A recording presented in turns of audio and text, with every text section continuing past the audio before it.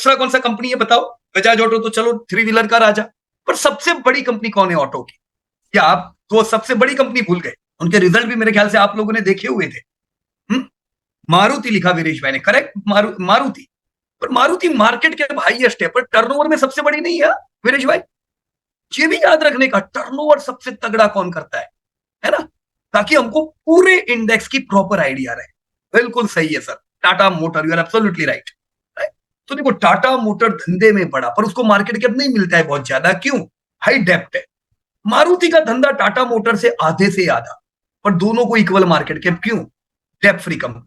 पर टाटा मोटर हो या मारुति, ये सब करेक्शन में थे, क्यों? पूरा इंडेक्स करेक्शन में था।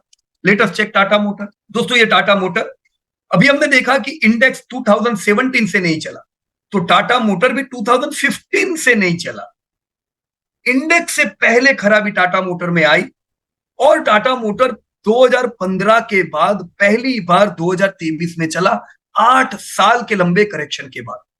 राइट, इसने ज्यादा करेक्शन किया, क्यों? क्योंकि वीकनेस अगर डेप्थ होती है तो पहले आने लगती है जब बुरा समय आता है। अब अच्छा समय है ऑटो का, तो ये सब दौड़ेंगे। टाटा मोटर ने भी लाइफ टाइम हाई प्राइस पे आ चुके हैं। राइट, इसे आप मारुति से भी कंपेयर करो, दिस मारुति। राइट, जो पैसेंजर कार की सबसे बड़ी कंपनी है, टाटा मोटर और मारुति में डिफरेंस क्या है? मारुति पैसेंजर कार की नंबर 1 कंपनी, 50% मार्केट शेयर है। और टाटा मोटर का नंबर किधर लगता है दोस्तों पैसेंजर कार में? नंबर 2 या 3। राइट, हुंडई के साथ इनकी टफ कंपटीशन है। दोस्तों बहुत खुशी होगी अगर टाटा मोटर कंसिस्टेंटली नंबर 2 पे रहे। तो इंडियन कंपनी कोई तो हो जो टॉप पे रह रही है, ना मारुति इंडियन है ना हुंडई इंडियन है। राइट, तो टाटा मोटर नंबर 2 नंबर 3 पे है पैसेंजर व्हीकल डोमेस्टिक।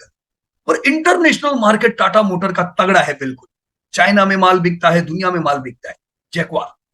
राइट, उसके साथ कॉमर्शियल व्हीकल भी है, जिसका ग्रोथ बड़ा कम है, और कॉमर्शियल व्हीकल इनको नीचे खींचता है। कॉमर्शियल व्हीकल की वजह से डेप्थ ज्यादा है, कॉमर्शियल व्हीकल की वजह से ग्रोथ कम है। तो अभी इन्होंने बहुत अच्छा एक डिसीजन लिया कि चलो कॉमर्शियल व्हीकल को हटा दो, कॉमर्शियल व्हीकल अलग रहेगा, पैसेंजर व्हीकल अलग रहेगा। तो ये पब्लिक की डिमांड थी, इन्वेस्टर की डिमांड थी, और ये फायदा कराएगा टाटा मोटर। राइट, ताकि अगर खाली पैसेंजर व्हीकल हो तो टाटा मोटर और अच्छा परफॉर्म कर सकते हैं, और खास करके ईवी हो। ईवी में दोस्तों ये लोग राजा है। राइट, ईवी हो तो टाटा मोटर का और performance. So this is Maruti. हमने अभी देखा टाटा मोटर 2015 से नहीं चला, तो मारुति भी 2015 में गिरा था, पर मारुति में तेजी बढ़िया आई। हम ये कहेंगे इनफैक्ट कि मारुति कब से नहीं चला था? इधर से। कौन सा समय था दोस्तों? ये 2018। अब इसे रिलेट करो, टाटा मोटर 2015 से टूटा, ऑटो इंडेक्स 2017 से टूटा, आमरा राजा भी 17 से टूटा, मारुति सबसे लेट टूटा, क्योंकि दोस्तों डेप्थ फ्री कंपनी है, इनको बिजनेस को कम इफेक्ट पड़ी। राइट, और अब ये बढ़िया चलता जा रहा है, हम अच्छी तेजी यहां पे दोस्तों उम्मीद करेंगे। Right, so we have been investing दोस्तों, हम लोग मारुति बरसों से इन्वेस्ट कर रहे थे, और ये समय पे हमारा स्टेक हमने कम भी किया हुआ था। क्यों? क्योंकि सेल्स ग्रोथ में था, तो ये नहीं चलता था, हमको तकलीफ नहीं थी। पर जैसे ही सेल्स आया, हम ये डिमांड समझ सके, क्यों? क्योंकि हमारा ध्यान है सेल्स पे। मैं आप लोगों के साथ रेगुलरली फाड़ा के डेटा अपडेट करता हूं, है कि नहीं? हर महीना हम लोग करंट ट्रेंड देखते हैं, तो आपने पहले से जाना कि अब मारुति दौड़ने वाला है, और इधर से जानते थे कि मारुति इधर नहीं इधर आने वाला है। तो ये एडवांस में डिसीजन आप कब ले पाओगे? जब इकोनॉमी के डेटा पढ़ोगे, जब कंपनी के नतीजे पढ़ोगे। ऑलराइट, सो यू सो इस टाइप ऑफ परफॉर्मेंस। ये आपका मारुति। अलग अलग कंपनी को इसी प्रकार से देखो दोस्तों, मैंने भी आपको बताया कॉमर्शियल व्हीकल अच्छा परफॉर्म नहीं कर रहा है, कॉमर्शियल व्हीकल का राजा है टाटा मोटर।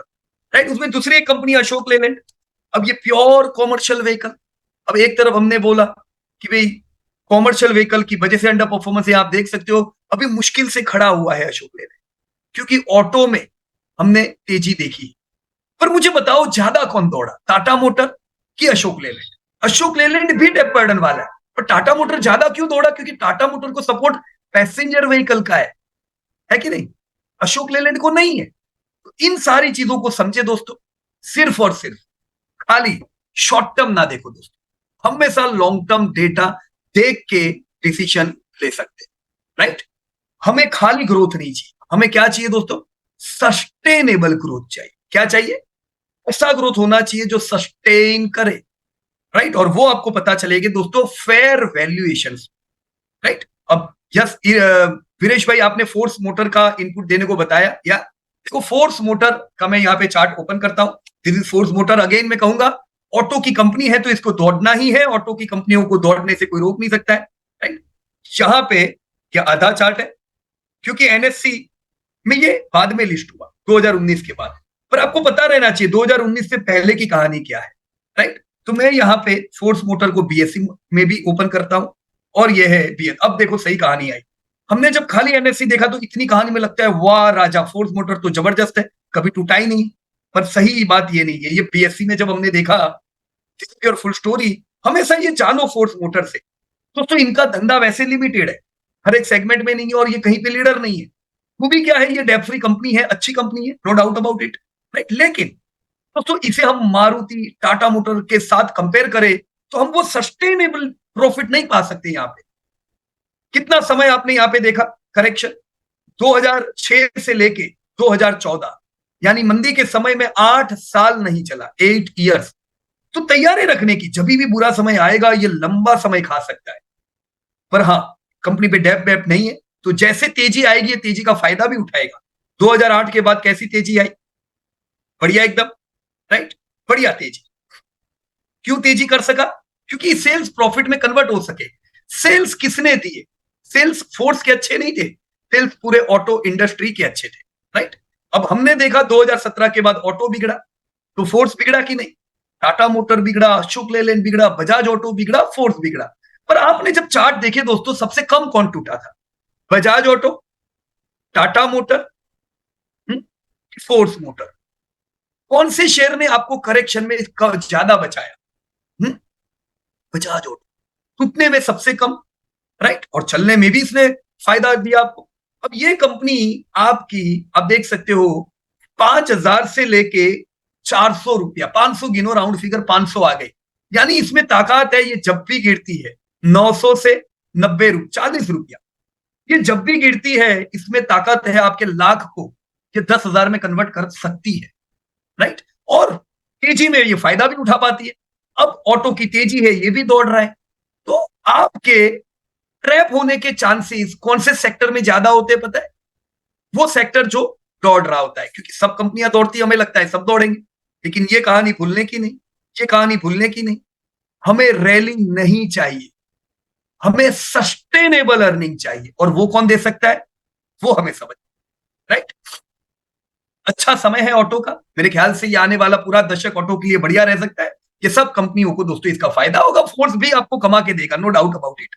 पर आप इसमें मारुति में अगर आप 3-4% स्टेक रखते हो, बजाज ऑटो में अगर आप 3-1% स्टेक रखते हो, इधर 3% नहीं रख सकते, इधर हमें आधा टका ही रखना पड़े, बराबर कि नहीं।